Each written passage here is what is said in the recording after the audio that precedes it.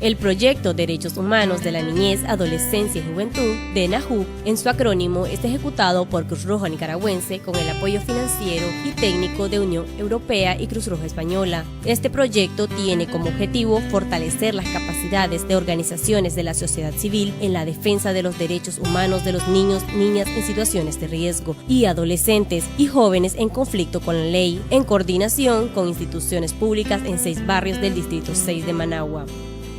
En el marco del proyecto DENAJU se ha logrado conformar el Observatorio de Medios de Comunicación mediante un convenio con la Facultad de Periodismo de la Universidad de Managua, UDM.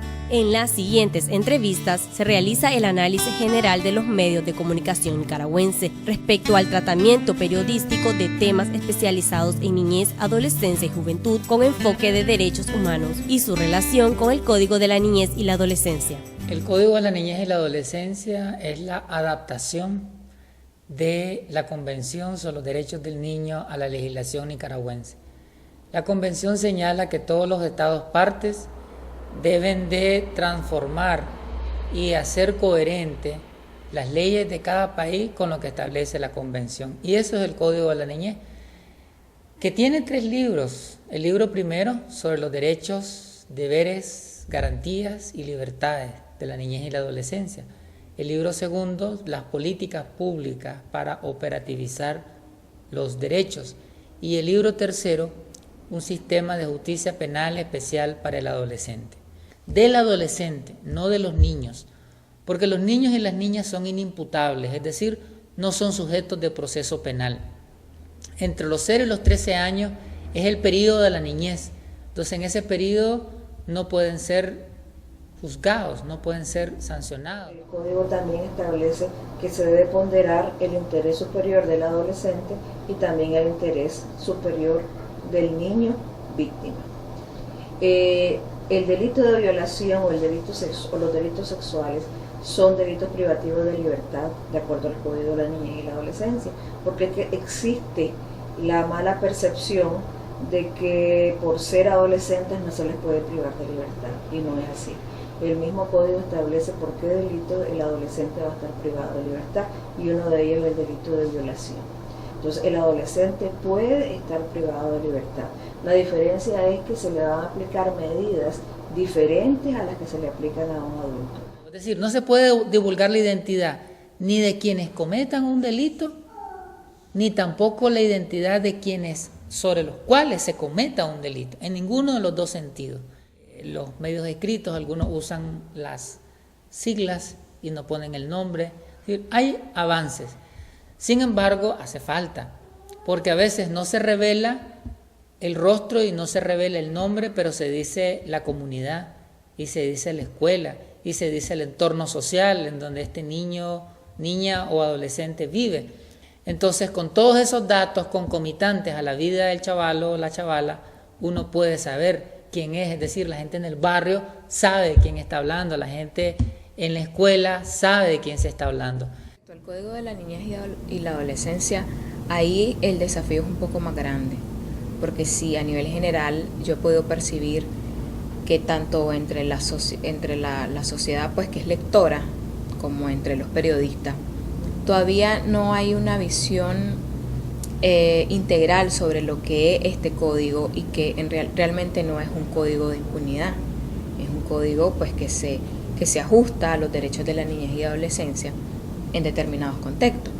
Entonces sí, como te digo, ahí tenemos un desafío más grande, porque cuando nosotros hablamos de casos de violencia donde el niño es una víctima o donde un menor de edad es el victimario, bueno, creo que hace falta hacer más referencia al Código de la Niñez, cuál es el sentido que tiene el Código de la Niñez en estos casos. Por iniciativa propia, después de recibir un taller con la CODENI, se me ocurrió escribir un artículo sobre cómo podemos prevenir el abuso en niños y niñas.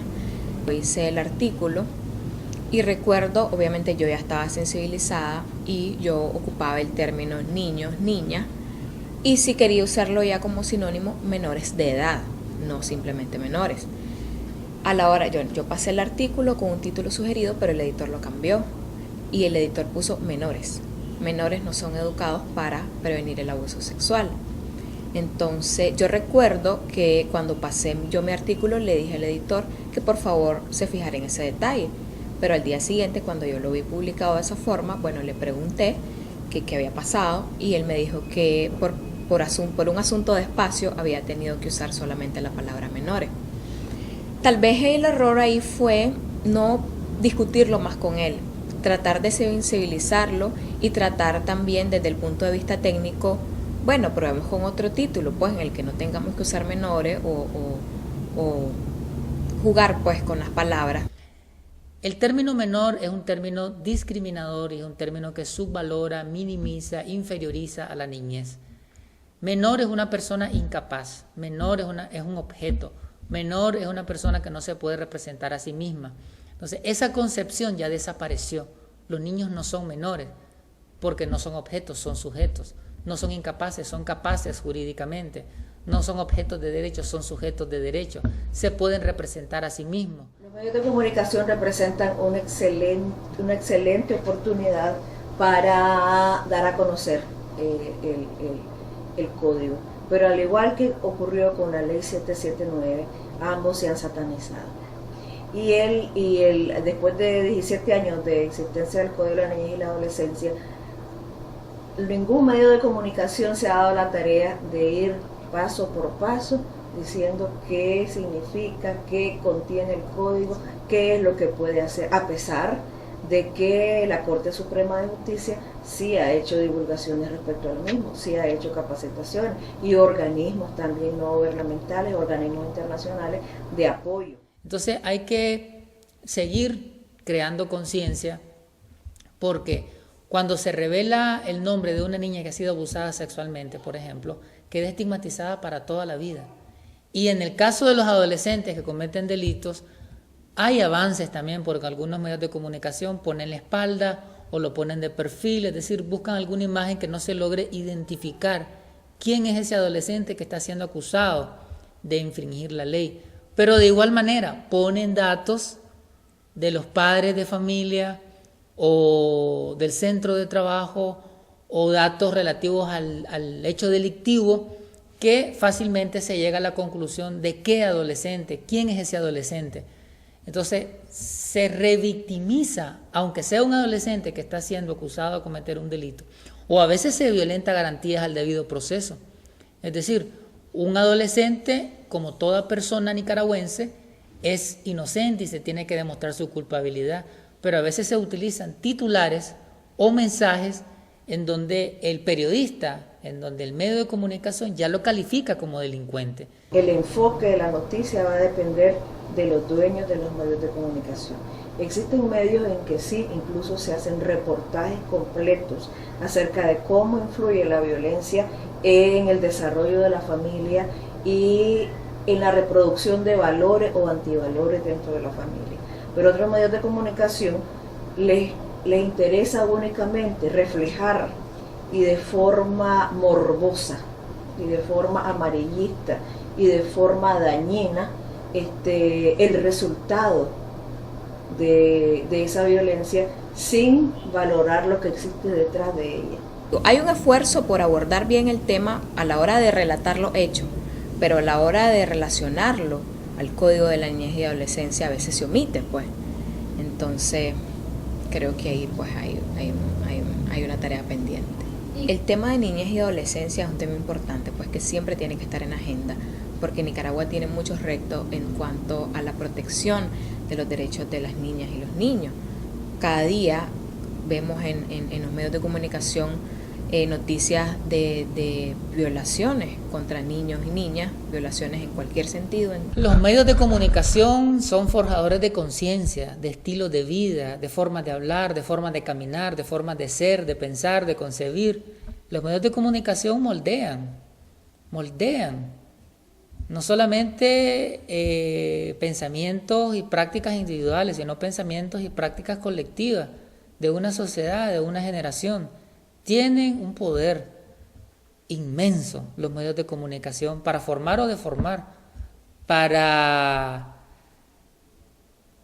crear conciencia, para sensibilizar o para insensibilizar sobre un tema, para ver como natural un fenómeno social que puede ser un delito y crear conciencia que es un delito, o para normalizar un fenómeno social y que no se vea como delito, sino que se vea como algo natural. O sea, los medios de comunicación tienen una gran responsabilidad, una gran tarea para mantener el status quo de cosas que no deben de existir o para brindar las herramientas para que la sociedad transforme esos fenómenos sociales. Cruz Roja Nicaragüense, junto con el proyecto de NAHU financiado por Unión Europea y Cruz Roja Española, está facilitando procesos de reflexión y concienciación respecto a la temática de niñez, adolescencia y juventud, a fin de incidir en diferentes prácticas que aporten al cambio social y al enfoque periodístico de derechos humanos en los medios de comunicación, instituciones públicas, organizaciones y empresas.